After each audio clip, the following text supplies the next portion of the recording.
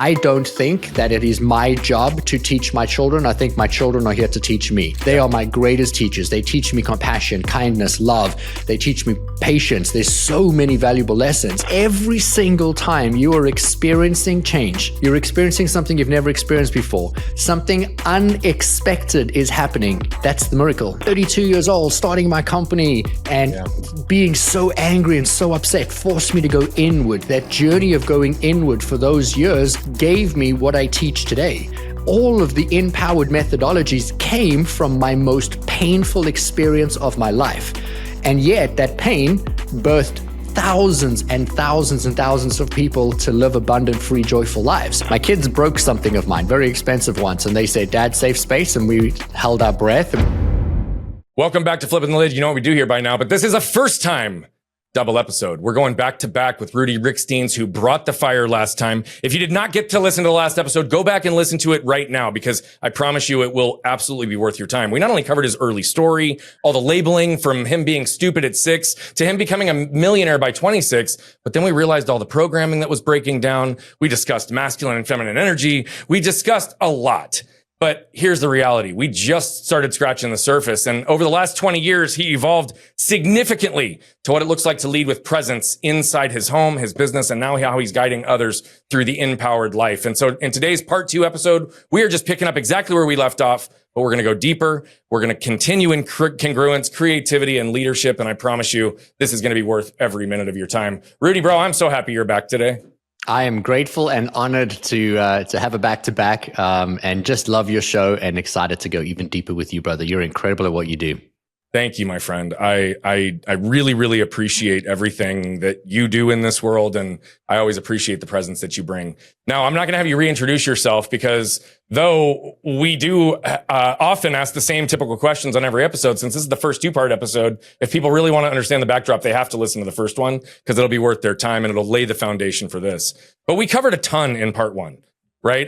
Especially around the broken programming that shaped your early life, your identity, and the shifts that you ultimately made and how they started to follow. But I wanted to zoom in, because though we hit the high points, we really didn't cover a whole lot in the last 10 to 20 years. And so that's where I want to start, is if this idea of the programming had to be updated, what did the actual reprogramming look like for you? And when did you start living from presence versus proving? You know, I obviously had gone really deep into some of the traumas that had set the foundation for who I am today. And for the benefit of somebody who didn't listen to last week, I'm going to give an abbreviated version of my response that touches a little bit on what we did, but giving slightly different context. I was 32 years old, had my own company. I'd moved to America in my a new marriage. We had a child on the way. Business relationships weren't working very well, and it was redefining a relationship with myself. And so we talk about presence being power, that when you are present in your mind and present in your body, then you are your most powerful self. That's why everything I have is the empowered life. That's the empowered methodologies. It's why I teach it, because the power lies within us. I had to look for outside validation. Somebody had to call me smart before I thought I was smart. Somebody had to pay me a lot of money before I felt like I was worthy of money. Somebody had to tell me they loved me before I could turn around and see and love myself.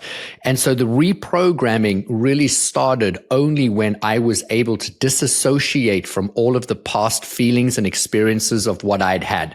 And by disassociating, what I mean is I was in a place where I was constantly looking for external validation. And then when I started doing really mind practicing exercises like deep breathing every single morning, in and out, breathing in white light to calm my nervous system, breathing out stress, fear, and anxiety, finding my centered self, as I have referred to it. When you are in your centered self, you are your most powerful version of you. That is when you are conscious, present, and in your body. Most people reference presence by saying, oh, you need to be present, meaning in company without your cell phone.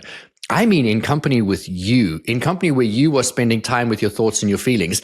Only when I was able to do that, it was then later in my day when I was busy and working and navigating life, did I realize, wow, I'm having a negative dialogue in my head, because I had presence to what was it like without the dialogue. I then really shifted my focus from we are not the thoughts. We're just the awareness to the thoughts. Now talk about a level of presence, because you have the physical body. You have then the body is updated from the physical structure through your emotions. Your emotions are created through your mental structure. The mental structure is being observed by you. You are the awareness. And so for me, focusing in on what were my thoughts, what were the feelings that were being produced, what is the physical body reacting and responding, and how am I showing up? That was when I was able to really stop and pause and ask questions like, why do I have that dialogue? Why do I feel that way? Is it even true? If I could, which I can, could I create a change? And so it became a dismantling. That process was really about another 6 to 8 years of really just taking steps of redefining who is Rudi, not looking at what was his past and what did other people say or think or give. Who did he want to be? I refer to myself in that state in the third person only because I want to challenge the audience to do the same thing. In that moment where you're observing your thoughts, you're observing your feelings, you're observing your behaviors, pause and be like, man, that's really interesting. Why would they do that? You know, why would we make that decision? Or why would I, if that's more comfortable for you? But I would actually pause, fold my arms, take a step back and be like, fascinating. Where did that thought come from? When was the last time I felt that way? And in doing that, I was now able to reprogram. There's an exercise that I so often do with my clients. It's not revolutionary. It's the easiest practice, but it's going to take a little bit of work. I lovingly said in the first episode, people want to know what to do. They just don't want to do it. And we want to know how, but now you have to actually make the rubber meet the road. If you were to wake up every single day and start the first 20 minutes of your day curating, I teach a priming process, but if you were going to prime your mind and your body for you to live your most successful life, part of that process would be to look back and say, where have I ever excelled in life? Where could I turn back to and say, I'm really proud of myself? Where have I really stacked and done tremendous things? Where am I proud of myself right now? And you're shifting your thought patterns, shifting your brain patterns from who you used to be to who you want to be. So now when you walk out in the day, as long as you walk with that presence, you're going to catch any of those errant thoughts that are showing up, that are calling you back to who you used to be, the version of who you used to be. I so appreciate the detail that you give, and even the progression of where those thoughts move into the body, that move into the world, and how we ultimately have to be so aware. I call the state that you're describing becoming the observer and the participant in the same moment, right? Ultimate presence allows you to see all, feel all, and act within all, but they often can still feel like they're in conflict with themselves. You talked about the 8 to 10 year journey, right? And it's a consistent process of having to step into that awareness state to know where you're currently at and where there's a difference of congruence outside of center with your thoughts, with your feelings, what your body's saying, and what you really actually believe. That's where I find most people get stuck. They intellectually understand the concept. They study and begin to do some of the same work. But then 3, 6, 9, 12 months into the process of healing, they feel the same way that they used to feel in a moment, or something triggers them into that state. And then all of a sudden they feel as if they've made no progress. I know that you've walked this path, but you've helped many others walk this path. How do you help people ground and recognize the progress that they've continued to make? And how are you allowing them to recognize that even if they intellectually believe something now or they know something now, that there could still be some lag in their lived experience? I want to change the terminology for the benefit of the audience. You know, you and I understand lag, right? We're making progress, but there is a lag. But I don't want somebody else to think that, you know, that lag is a sign or a metric of success as to the work that they're doing. And so I'm going to share another story with you. And for the benefit of the audience, we teach through stories, and stories just carry a completely different resonance in the message. And my hope is that you can really see yourself through the version of the story I'm going to share with you today.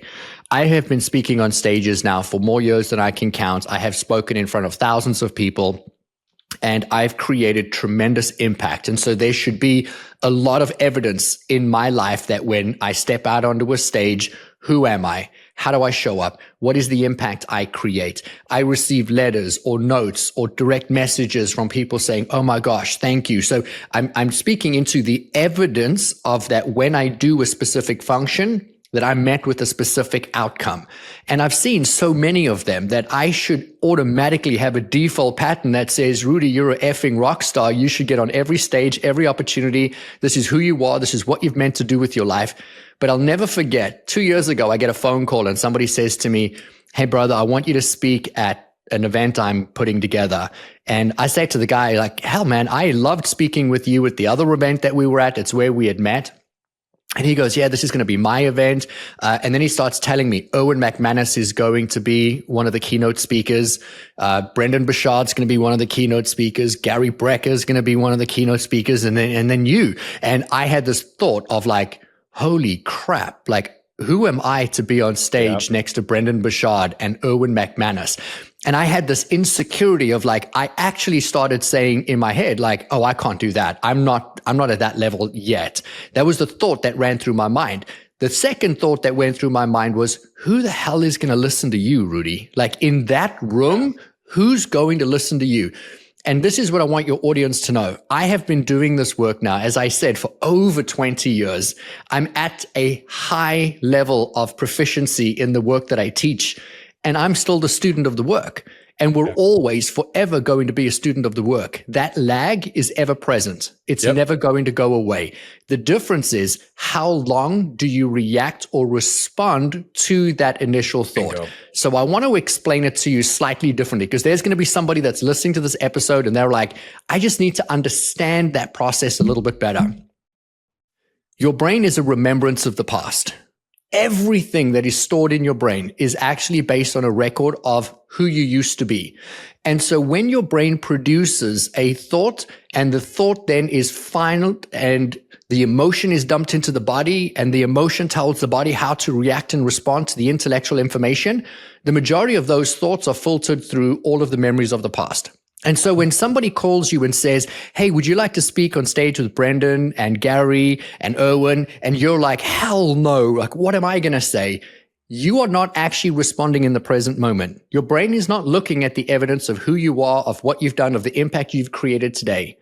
It draws the memories of the past, of who you used to be at 7 years old, 10 years old. It's reminding you of that day that you got embarrassed when you spoke in front of your entire classroom and you had to do a presentation and your mouth went dry and your tongue got thick and you felt really silly and stupid. And so you sat down and you were scared and your palms were sweaty.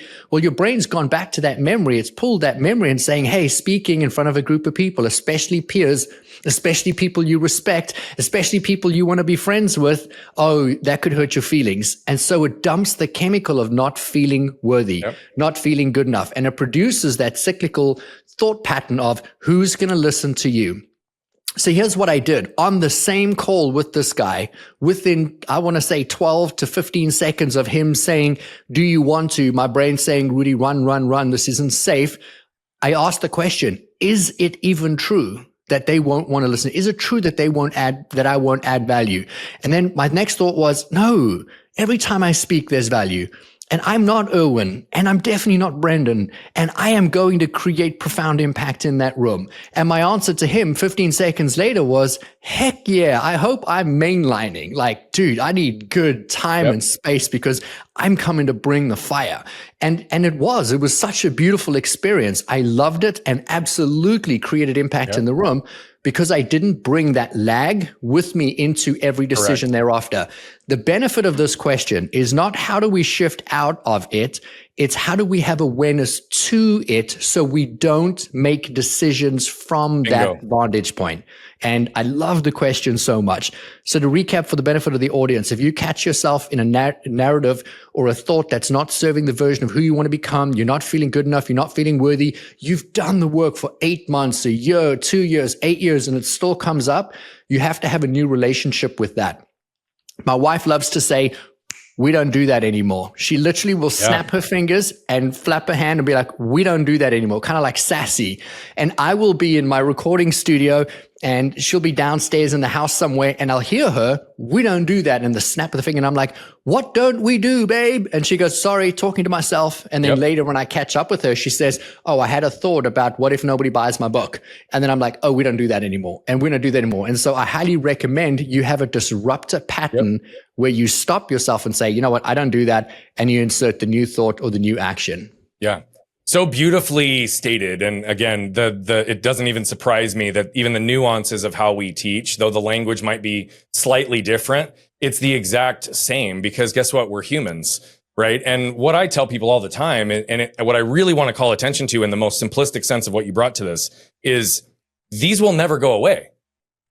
But the goal is to spend less and less and less and less and less time in it. Right? These low frequency energy and emotions that used to dominate our lives, months, years of our lives, can now be compressed into minutes and moments, seconds, 15 seconds. It doesn't mean that we don't feel it based on an external stimulus. It means that we don't have to react to it. We don't have to have it be true. Right? And yeah, we don't do that anymore, as Aniston says, which I'm really looking forward to. She's already scheduled, by the way, to interview on this show. And though I know today is about you, I know that she is a rock star, and I'm looking forward to the value she's going to bring as well. But you know, you do talk so powerfully around leadership and inner authority. And the story and the example was a perfect one, right? Because shame and self-worth and all those things can still trigger in moments, but they don't have to define whatever is happening moving forward, right? What does that look like in your own home? How has your relationship with your wife evolved as you've continued to grow into this version of yourself? And how do you distill these lessons real time to make them accessible to your kids years before you and I were able to get to them? You know, that is a really beautiful question. And the answer to the question, I think, is going to surprise you, meaning the direction, not the information. Yeah. My wife and I do not hold ourselves to the versions of who we used to be. Meaning, at no point in time do I expect her to be the way that she was when I met her, or to be the version of herself that she was yesterday. And I am not going to forecast or project who she should be tomorrow. We don't do the same for our kids. And it gives me permission to not do the same for myself.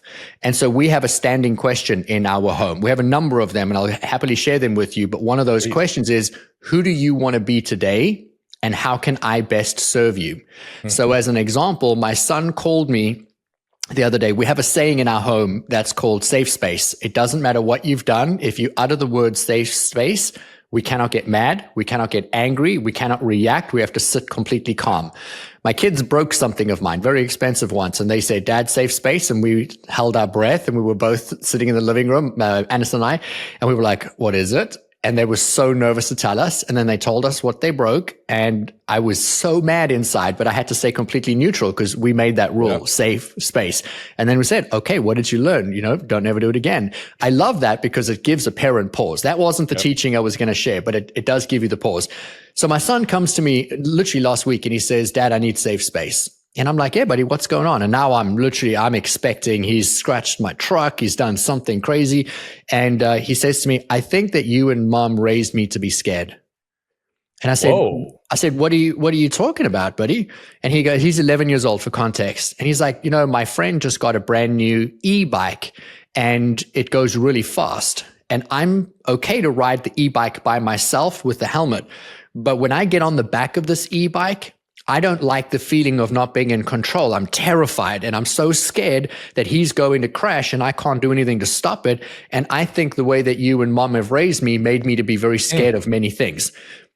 Now, here's how we react and respond to that. Mm-hmm. He's created a safe space. I know this is important to him. It took tremendous courage for him to bring that up. And then we had a very deep, meaningful conversation about how he gets to choose who he wants to be. He gets to create how he wants to show up, and that fears are often the gateway to all the freedom that you want. And that if it's something you want to do, you've got to be able to learn how to get comfortable, to push through, to take action. And it brought an incredible conversation rather than saying to my son, "Well, that's just who you are." You know, I reminded him as a little child, he used to be terrified of water. As a toddler or a baby, you couldn't put water on his face and he would lose his mind. And so bathing as a baby was really difficult. And as a toddler became even more challenging because he wouldn't want to have his feet anything in water. We moved to North Carolina and we live on the coast. And so we'd go to the beach and he would run up to the water. And when a wave came, he would run away long before the wave got anywhere near him.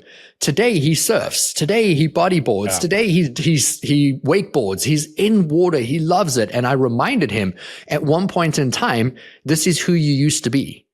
And that was that wasn't us. We didn't give that to you. That was you. But now look at the joy and the fulfillment and the exhilaration that your life has because you moved through that. And so the reason I'm choosing to answer your question this way is in our home, we are constantly saying, you have been, you've shown up, this could be an identity, but who would you like to be today and how would you like to show up today? Yeah. And always opening and creating that space and that opportunity for them to be whoever they want to be, whoever I want to be. And so in practice in my marriage, because you asked specifically, how is it in my home? How is it in my marriage? And how is it with my kids? I'll go to my wife and say to my wife, I'm really struggling in this area of life. And I would like you to support me in this particular area. An example I want to give your audience, this was about 3 years ago. I had gone to my wife and I said to her, I was looking at our tax return because it was tax time. And I said to her, I had this really interesting aha moment. I've never made more than a certain amount of money.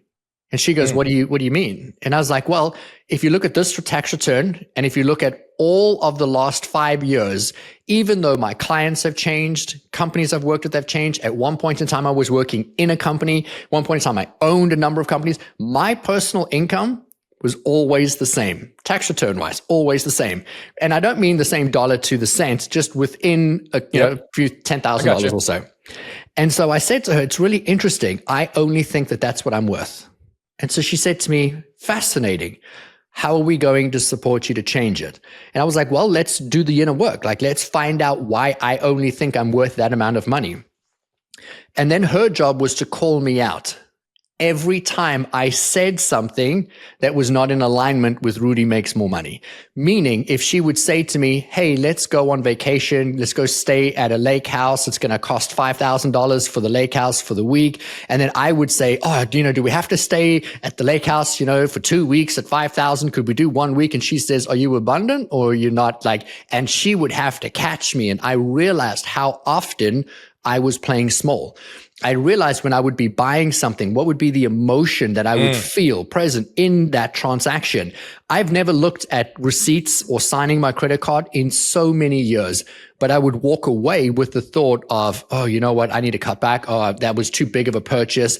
I'm not a big shopper, but when I shop, I spend. And it's that feeling of almost the guilt and the shame that carried with it.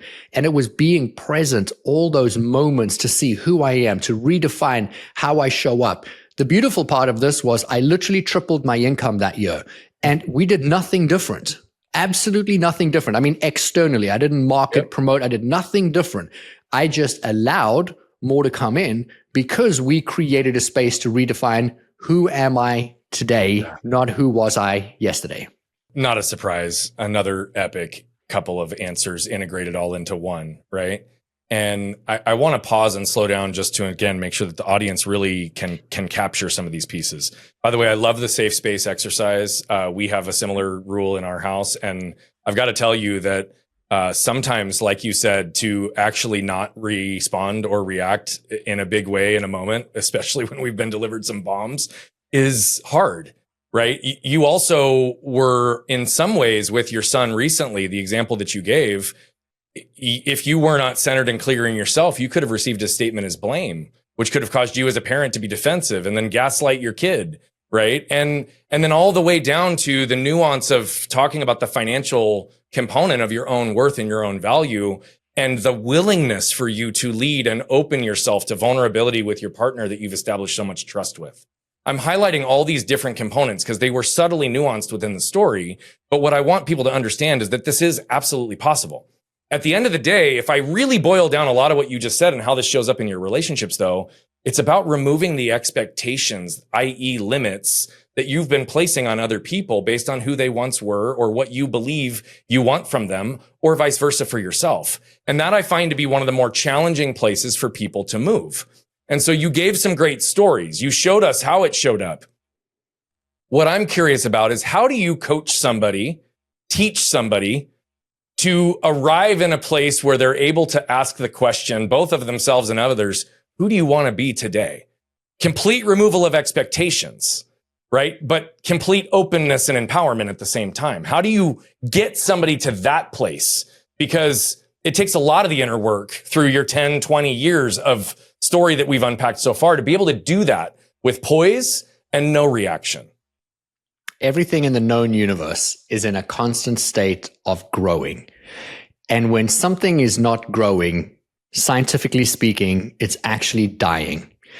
And so my relationship needs to always be in a state of growing and expanding. My love needs to be growing and expanding. My business needs to be growing and expanding. My health, my abundance, my opportunity, everything needs to be in a constant state of growing and expanding. One of my favorite memes that I've seen on social media is a caterpillar having coffee with a butterfly. And the butterfly says to the caterpillar, but we're supposed to change. It's the point. And I saw that and I about peed my pants because it sums up humanity for me. We don't like change. We don't actually want anything to change. We want everything to stay the same. But then we're going to bitch about nothing is changing. And then the moment something changes, we say, no, go back to the way that it was. The brain is designed to be remembrance of the past. You'll be in your crappy job, hating your boss, hating your income, hating your commute, hating your packed lunch, saying, God, I just wish I could get a new job. And then your company goes bankrupt and you go home and you say to your partner, I don't understand. I'm a victim. And why would this happen to me? And I'm not being protected and God doesn't love me and have these visceral reactions to situations. What I want people to realize is every single time you are experiencing change, you're experiencing something you've never experienced before, something unexpected is happening. That's the miracle. That is the answer to the asking. I'm going to repeat that again. Every time something comes up in your life and you weren't expecting it, you want a new job, you want more money, you want a better relationship, and boom, you lose your job, you lose your marriage, you lose your something. That is the miracle. And if we can stay present to the miracle, life becomes so much more joyful. And so for me, I want to always look for the awe. I have to explain that because I have an accent. I'm from South Africa and everybody thinks I'm talking about paddling. I'm looking for the wonder and the awe in life, like AWE. I'm always wanting to be surprised, like, oh my God, I wasn't expecting that. Oh, wow. How did that turn around? How did that come? Even if I don't like it in the moment, I'm recognizing it's the transition to get me to where I want to go. And if I can get comfortable in change, then I know what I'm asking for is coming to me. Every single time you think a thought, that thought is producing an emotion. The emotion's going into the body. The body is then viscerally changing. That updates the energetic frequency around you. You've got a 15-foot radius that is drawing experience, magnetizing opportunity to you. And every time you think a thought, I wish I had this, I wish I had that, I wish I had a better relationship. And then your partner cheats on you and you're like, oh my God, I can't believe that happened to me. That is the transition. That's the moment to shift you out so you can step into the higher level of worth so that you can meet and match and draw in the relationship that you deserve. That's literally my story. I was in a relationship where I wasn't being seen, wasn't being valued, wasn't being appreciated, wasn't being loved. I was being cheated on. And I kept having this yearning, like, I want a committed, loving relationship. I want to be seen. I want to be celebrated. I want to be enough. And then she cheats on me and I'm like, I'm such a victim. Women are so terrible. I can't believe that would happen to me. And then I do the healing work and then I grow. And then one day I meet my wife and I'm like, oh, thank God. Why didn't I just enjoy the process from the beginning? I'm not saying you don't have a negative reaction to a negative situation, but you don't stay there. You immediately pivot to start looking for where is the growth and where is the change. So if I was coaching you, and you're the audience, you're listening to this and you're in a situation that is less than desirable, my answer to you would be, what is it that you have been asking for? And is this the transitionary point? Is this the moment that's shifting you to where it is that you're going? And if you could you shift your state rather than feeling like life is happening to you, that you're a co-creator, a conspirator in the journey of what is your life, in the unfoldment. And anytime it comes in a way that you couldn't predict, that means you're not living the past. You are now living into the future of what it is that you're creating. And could you find joy in that process until it eventually aligns? Because the more you shift into joy, the faster it's going to come. Yeah. I love that you bring that always down to just that is the miracle. You're not being tested. You're being protected and promoted. You just don't know how yet. And yet this can be so challenging for people, especially when they're not used to the ability to pause and actually reflect real time, as you started with your first answer in this episode today. You know, we talked, at least in my intro last time on the last episode, about how you and I had an instant connection. And one of the most beautiful things about our instant connection is I think the 10 or 15 minutes that we spoke when we met, we didn't talk anything about business, life, anything that we do, our philosophies. We just were. And about the majority of that time was spent talking about our kids and things that we do with our kids, for our kids, how we're connecting. And I was at that time just in the beginning phases of doing some Nintendo activities with my son, and kind of challenged you down the path of Fortnite to do the same with yours. And you've already been doing that. You are an intentional father. You no doubt live your life with a great level of awareness and intention. What were the greatest challenges that you've faced so far as a father? And what are the deepest lessons you've been able to extract in that experience with that role? I want to go back and just tip my hat to you for a second. I am an incredibly intentional human being. So I'm always intentional with my kids. But what I didn't realize, and what you taught me, was that sometimes you have to get down onto your kids' level and do something that they want to do, not find something that only the two of you want to do or only you want to do. So for many parents, we want to connect with our kids. We want to have a great relationship. We want to be the father or the mother that we didn't have, or the better versions of the parents that we had that were great. And when we do that, I want to ask you to ask yourself, the activities that you do with your kids, are you only making them do things with you that you want to do?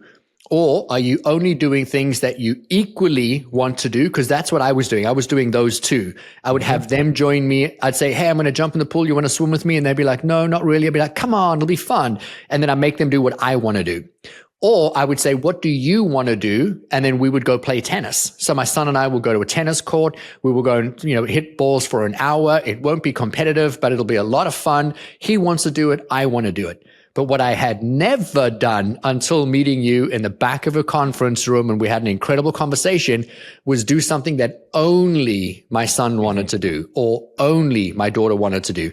And I have no desire to play video games. And he loves video games. That's his world. He's immersed in these video games. You and I are the same there, by the way, completely. But when you challenged me and you were like, this is what I'm doing. And I was like, that's so cool. Yeah, it's not my thing. And you said, yeah, it's not my thing either, but it's my son's thing. Man, I was standing in the back of the room, but you literally punched me in the gut with that statement, because it was like, oh my God, because your answer was really, I don't even know if you realized it, but you said, oh yeah, no, that's not my thing either, but it is my son's. And I stood there and that's when I said to you, you know what, I'm going to go home and play video games with my son. So I texted him from that room and said, hey buddy, when I get home, you better get your charger set up, because I'm going to come home and I'm going to kick your butt. Well, it didn't happen. He whipped me. But it was incredible. And now I'm so much more intentional. Our kids, and I'm not speaking for my kids alone, I think our children universally want to be seen, valued, heard, and appreciated the same way our employees do, the same way we want to be in our relationships. And for so many people, we talk down to our children. We think that they're at a certain level, so they're not able to hear certain information. They're not able to understand complex things that they shouldn't see, or you need to protect them. And we don't believe that that's how your children should be raised. I don't think that it is my job to teach my children. I think my children are here to teach me. They are my greatest teachers. They teach me compassion, kindness, love. They teach me patience. There's so many valuable lessons. However, I will give them the rules of the road as I have learned them, and then encourage that they make the rules for themselves. And so we let our kids fail. We let them fall forward. I said I would give you a number of statements or questions that we asked our kids. Another one we love to ask at the dinner table is, where did you fail today? Like, really, what did you do today that you sucked at? And you know what? Making failure actually okay, because my son also doesn't want to fail. He doesn't like not winning. He won't even start something if he doesn't think he's going to be good at it. And so we started saying, where did you fail today? And he's like, well, I didn't fail at anything. Well, what, you didn't try anything new today? Well, no, not really. What could you try tomorrow that even if you failed at it, we could have a good laugh, we could learn from it, we could move forward? And so failure became a normal part of the process. Too many people think that you need to hit this high expectation and that you need to go out and you need to succeed and you need to be really good at it. Well, that's not how it works. If anyone's ever learned how to play the guitar or the piano, you weren't great the first time. You had to learn. And every time you were learning, you were failing forward. Failure is taking action and not meeting the end result. But the real definition of failure is not taking action at all. And that's what we wanted to be able to teach our children, is that you get to be whoever you want to be. You get to show up however you want to show up. We're not going to hold you to the version of who you used to be. But every day, man, try something that's going to scare the pants off you, because on the other side of fear is freedom. And that's the life that you've come here to live. I want to ground one more thing, because you didn't ask the question. I've said it already in the episode, but I want to call it out as an exercise, is that everything that's ever happened in your life or in the life of your children, if you're a parent and you're coaching and supporting and nurturing your child, every experience that you're having or that they're having, especially the ones that don't feel very good, they're actually serving the person you get to become. You know, we've mentioned in both these episodes now, I had a lot of pain. I got labeled stupid. I acted stupid, felt stupid, showed up stupid. It qualified me to be who I am today. I was sexually assaulted as a child. I had this experience. I now work with people. More than 60% of the people I've worked with have suffered some form of sexual abuse or assault. So all of these things are pre-qualifications. 32 years old, starting my company, and being so angry and so upset forced me to go inward. That journey of going inward for those years gave me what I teach today. All of the empowered methodologies came from my most painful experience of my life. And yet that pain birthed thousands and thousands and thousands of people to live abundant, free, joyful lives. And so the moment you can realize that your pain is actually serving you, your experiences are pre-qualifications for who you get to become. And that in learning what you're learning in that moment, learning that it is not about you, that it is about when you turn around and teach it, share it, uplift, inspire, shorten, lessen somebody else's time in the pain, then it's going to be the most joyful life for those people. And that takes the pain away from your experience. Mm-hmm. I was bullied as a young boy. And so I know what it feels like to have your friends turn on you and to want to kick you in the back and beat you up behind the school bus. And I know what that debilitating pain feels like. My son came home from school on his first day in a brand new school, because we had just moved to North Carolina. He came home and he said, "Mommy, Daddy, there was a bully at school today. He's a really big kid." And we were like, oh my gosh, like I'm just in my mind going back to my childhood. I'm trying to protect him. And I say to him, "Are you okay?" He goes, "Oh yeah, I'm good. I'm good." I walked up to the boy that was being bullied and I said to him, "Don't worry, buddy. I've got you." Then he turns to the big guy, the bully, and my son is tiny. And he says to the big guy, "Only hurt people hurt people. And if you're bullying this boy, it tells me that what you really want is a friend. And if you're looking for a friend, I will be your friend." And the bully stopped bullying the other boy and ran off with my son, and they went and played soccer on a field. There was like a 3-year age gap. My son, I think, was 6 or 7 at the time. So just to put that into context, where did he learn to show up like that? We are always teaching. Your kids are either learning how to be or how not to be. Yeah. My wife and I never had that conversation with our children. We never said this is how you should show up. They just hear our terminology. You know, when my son maybe pulled my daughter's hair and we said, "Hey, only hurt people hurt people. You know, how are you feeling inside? Why would you do that?"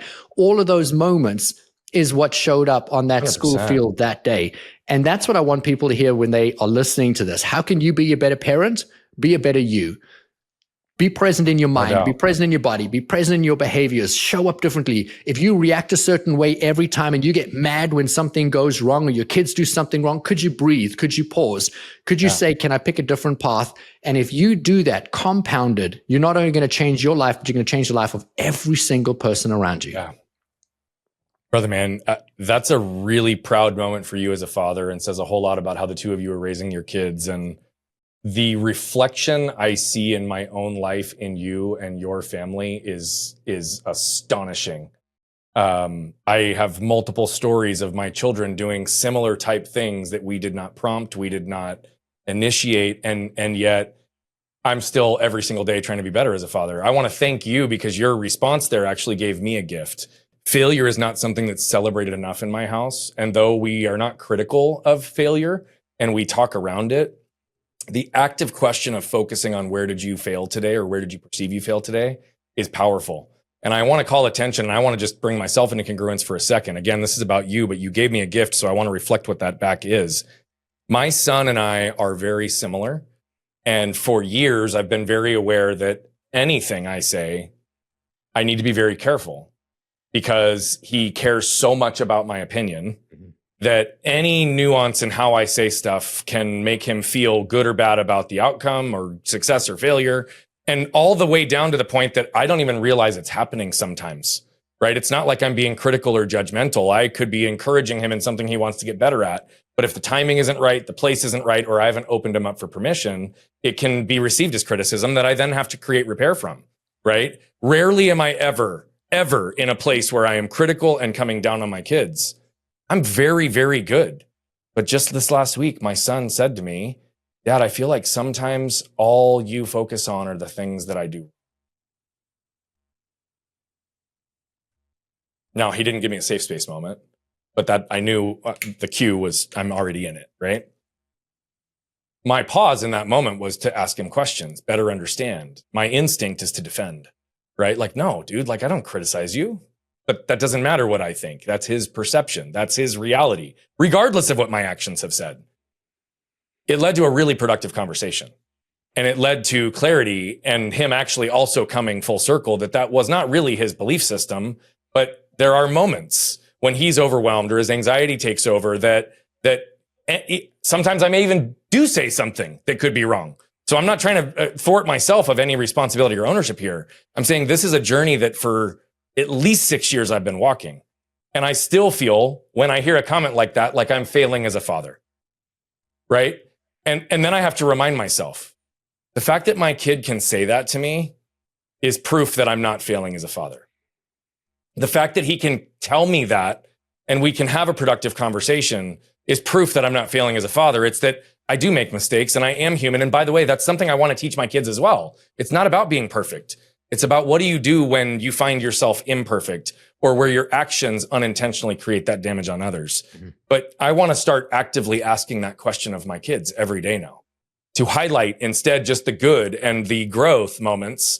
We've asked about moments where they've struggled, but I have not asked in the same way where they believe they fail. And I do believe that it normalizes the concept of failure, just like you set up in the very beginning. So I know you reflected back a portion of me, and I want to say thank you very much for the impact that moment had on you, but I had to do the same real time, given how hard that one just hit me. So, Rudi, not a surprise. You're brilliant, my friend. Well, I'll give it right back to you, but I don't want our audience to be caught up in this moment in a love fest, because I really do have so much love and respect for you, how you show up as a man, as a business leader, but as a husband and also as a father.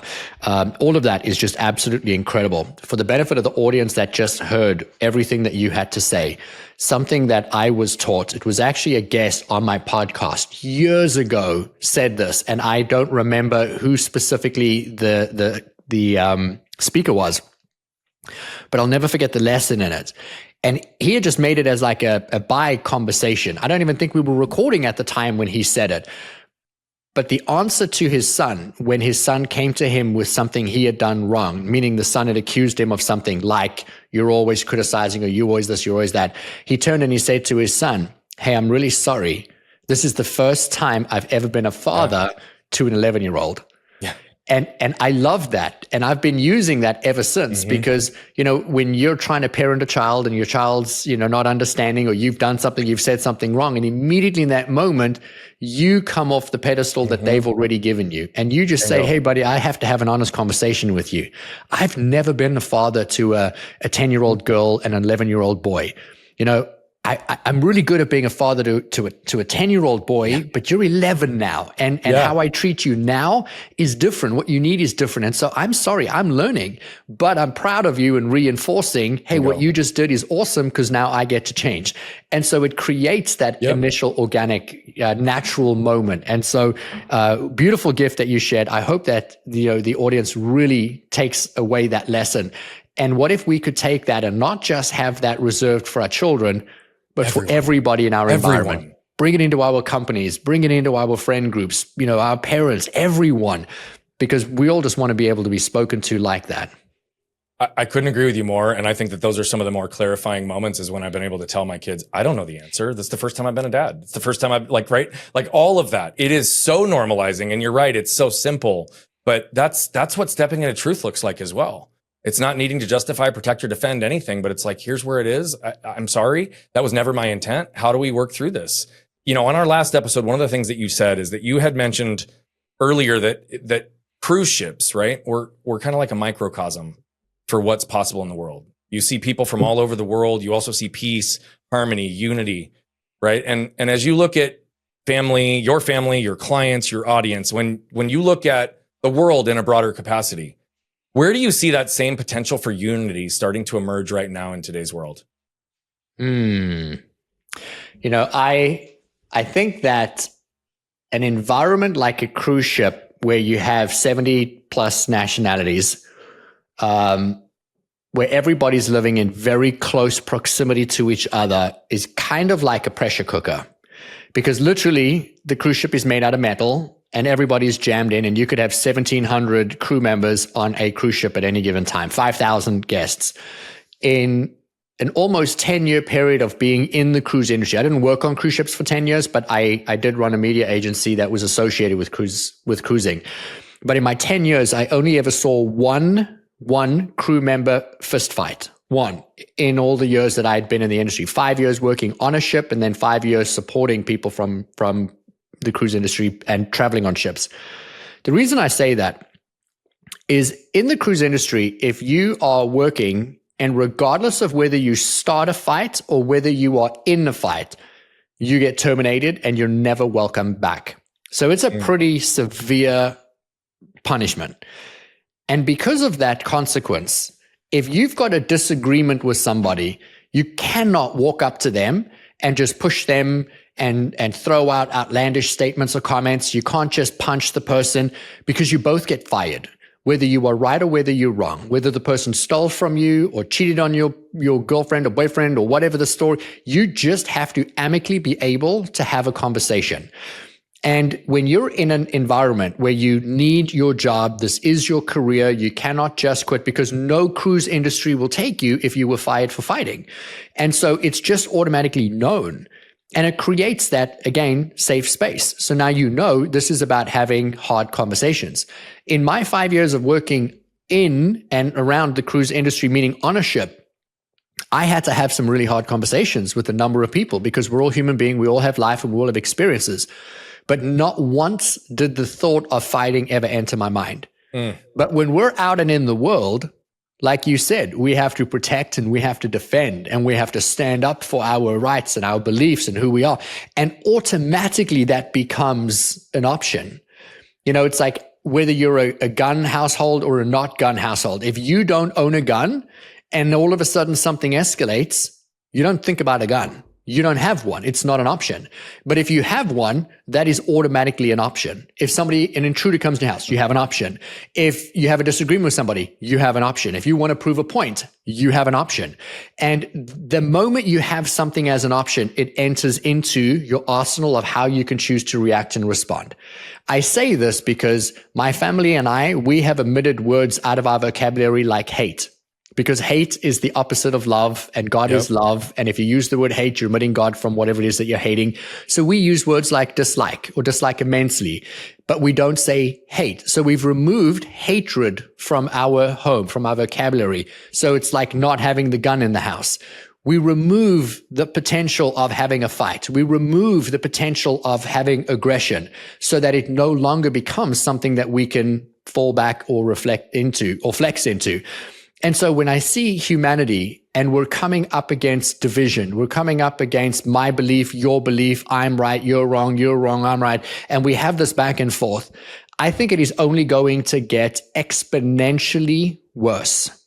And it's designed that way. And over the next few years, because if you just look around social media right now, the buzzwords right now is emotional intelligence. The buzzwords right now is emotional stability, is curating, controlling, because everyone is feeling extreme heightened states of emotion. 75% of the human population is in chronic stress 75% of their day. That means every waking minute of the day, 3/4 of the population have lost logic, reason, inspiration, intuition, and creativity, because they're on a cycle of fear, fight, or flight. And the reason it is building and it is building and it is building is because we have to get to a point where we turn around and we say, who are we fundamentally at the core? And we have to break it before we can fix it. And I think if people were put in a position where it is no longer an option. I'm not talking about you're going to get fired or you're going to get put in jail. I'm saying if we just literally remove the parts of us that don't serve the version of who we want to be, and we decide to lean into and flex into the parts of us that we do want to be, this world is going to transform. Not only will it move into the fifth dimension, but it's going to become a completely different experience because we will start to be acting and responding in accordance with love. I remind the audience, you are love, you come from love, and everything that comes to and through you should always be acting in accordance with that. And another thing I want to touch on is understanding the energetics, because that's where I work. I bring energy into business. I bring energy into people's lives. Thoughts produce feelings. Thoughts and feelings drive behavior. Everything updates the frequency. If you are in a high vibrational state, if your emotional state is in gratitude, in love, in fulfillment, in freedom, and you don't own the proverbial tools to fight or pull out a gun or to get aggressive or to defend or to protect your beliefs, you're just in a high vibration. Yep. Nothing else can negatively impact you or affect you. It is law. It is universal law. And so the more we shift into those states, the more we will separate ourselves from the people who are anchoring them into the past. And you're going to get to decide in a very short amount of time, which reality are you going to live in? Division or inclusion? Division or love? And I'm going to tell you now, I'm always going to pick love.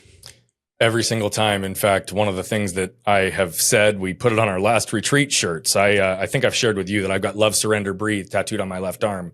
But the words that I'm probably going to be adding to it, because we added to it as it relates to at least what I want to communicate in my own world and community, is it always starts with love first.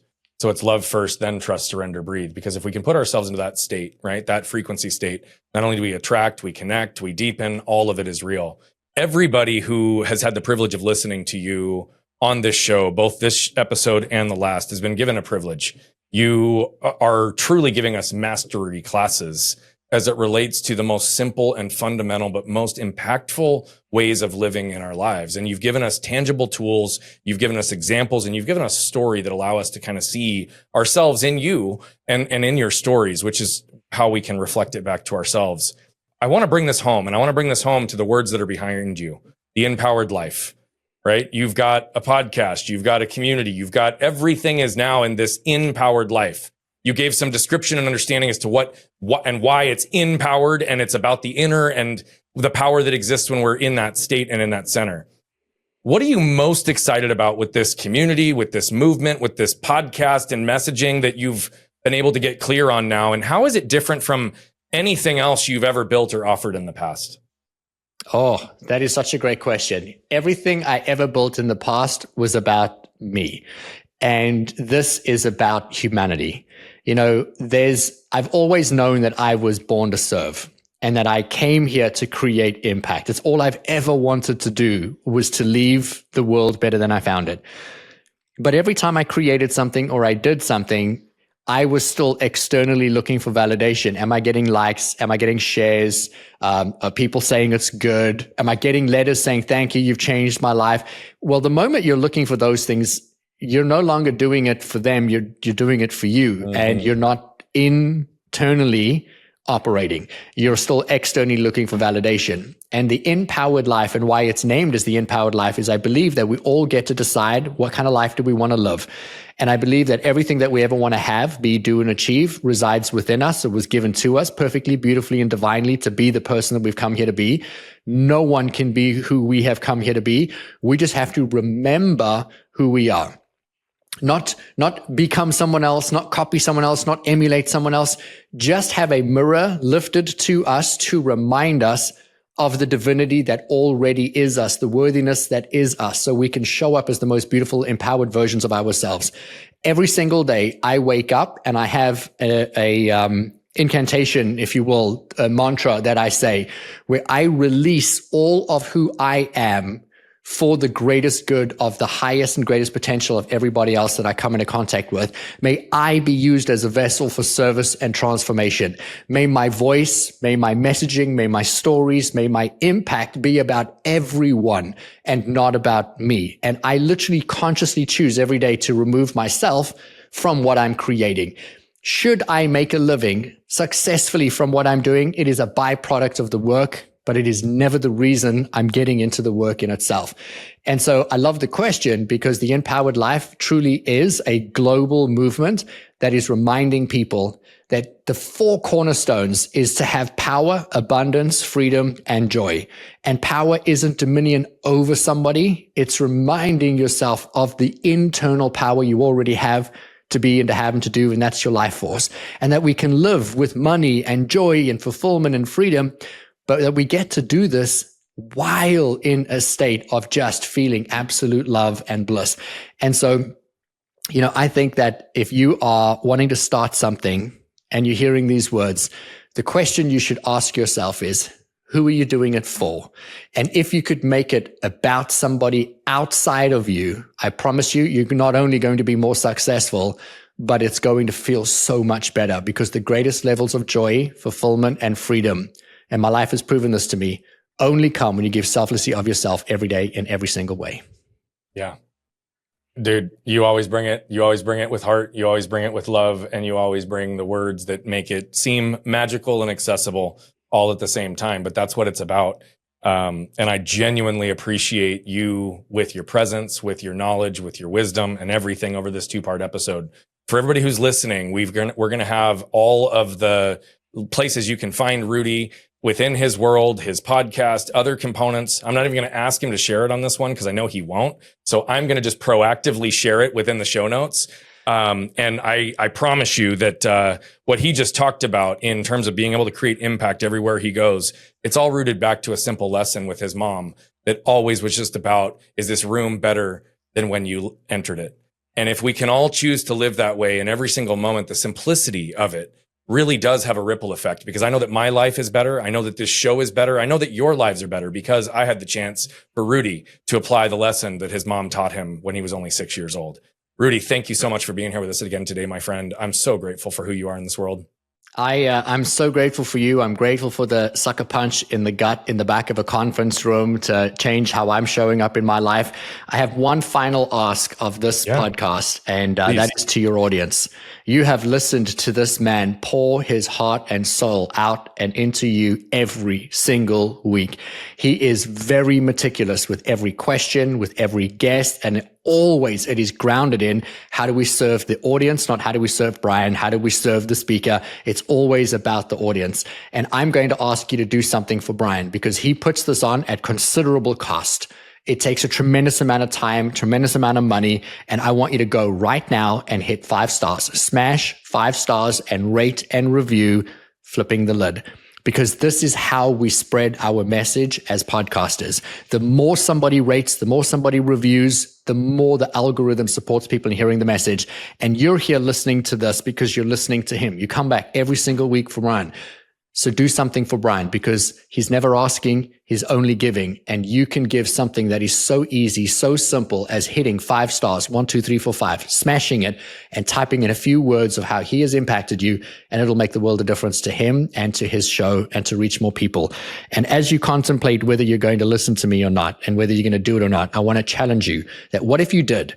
What if you smashed 5 stars right now and it took you 10 seconds and then you typed in a few words like, oh my gosh, it's awesome. He's awesome. Love his hair. And somebody else listened to this episode because you did that, and somebody else's life was forever changed. It would be linked and tied to you. Give somebody the gift that he gives literally every single time he sits down to record an episode.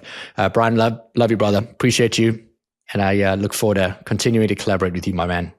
Rudi, thank you on so many levels. And I'm not going to wrap this show in the traditional way that I always do, but I am going to bring it back to something that I do teach that's supporting exactly what Rudi just said. I believe that moved people move people. If you were moved by any way, by my words, by his words, move it into the world. Whether you give the review or not, and I'm going to accept the reviews. And I want to say I'm grateful for Rudi for even initiating that. But even if you don't, and you move the lesson into someone in your life, into your family, into your intimate partner, into your kids, into your business, into the way you show up in the world, that's all I need. Because move people, and the impact, the movement that Rudi and I are on, even though we've only known each other for a few months together, we're on the same mission.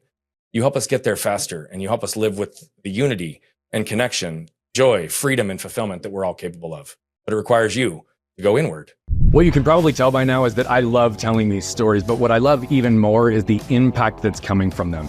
You see, we're on a mission to impact over 1 billion lives as quickly as possible, but to do that, we need you. See, we believe that moved people move people. And so all I'm asking is if you've resonated, connected with any of the messaging, please consider commenting, sharing, leave a rating and review. Thank you so much for tuning into Flipping the Lid. And if you want more information on the show, how to become a guest, how to recommend a guest, or any of the other details, head over to flippingthelid.com.